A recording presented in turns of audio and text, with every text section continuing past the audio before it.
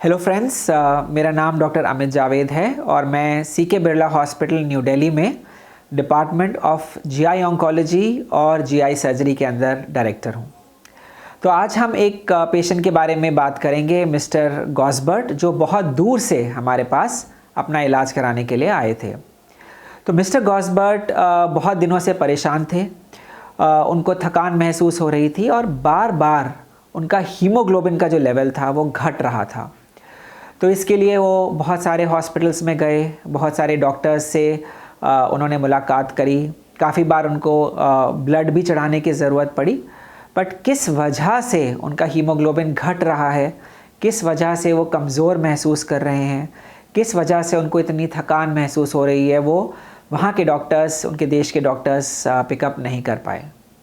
तो जब वो हमारे पास आए तब हमने कुछ टेस्ट्स करे, हमने कोलोनोस्कोपी करी, हमने सीटी स्कैन किया और हमने ये पाया कि उनकी लार्ज इंटेस्टाइन या उनके कोलॉन में एक क्रिकेट बॉल साइज़ का ट्यूमर था, जिसकी वजह से उनको ब्लीडिंग हो रही थी और जिसकी वजह से बार बार उनका हीमोग्लोबिन घट रहा था। हमने उनको हॉस्पिटलाइज़ किया, हमने उनको ऑप्टिमाइज़ किया और उसके बाद फिर हमने उनकी लैप्रोस्कोपिक सर्जरी करी। तो लैप्रोस्कोपिक सर्जरी दोस्तों आप सबको पता है कि एक की होल सर्जरी होती है, जिसके अंदर हम पेट में छोटे छोटे से सुराख देते हैं, कोई बड़ा कट नहीं देते हैं और इसके थ्रू हम सारे ऑपरेशन को अंजाम देते हैं। और इस टेक्निक के ज़रिए हमने जो उनका ट्यूमर था उसको हमने उनकी बॉडी से रिमूव किया। जो लैप्रोस्कोपिक सर्जरी होती है उसमें पेशेंट्स को बहुत कम पेन होता है, उनकी रिकवरी बहुत फास्ट हो जाती है। तो यही मिस्टर गॉसबर्ट के साथ हुआ कि वो बहुत ही जल्दी उन्होंने रिकवरी करी। वो हमारे पास 3 से 4 दिन हॉस्पिटल में रहे सर्जरी के बाद और बहुत ही स्मूथ, बहुत ही अनइवेंटफुल रिकवरी के साथ बहुत खुश होके हमने उनको हॉस्पिटल से डिस्चार्ज किया।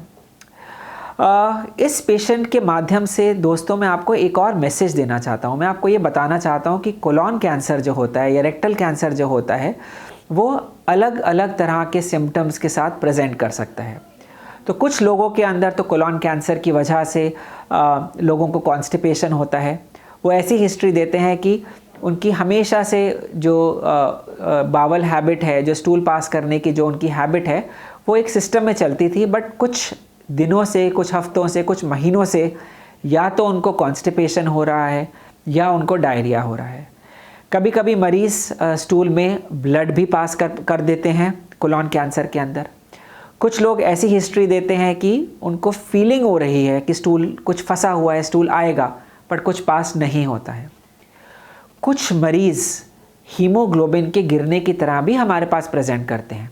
वो ये हिस्ट्री देते हैं कि हमें बहुत थकान महसूस हो रही है, हमको सांस फूल रहा है, हमको वीकनेस हो रही है और स्टूल कभी कभी वो बताते हैं कि काले रंग का स्टूल भी वो पास कर रहे हैं।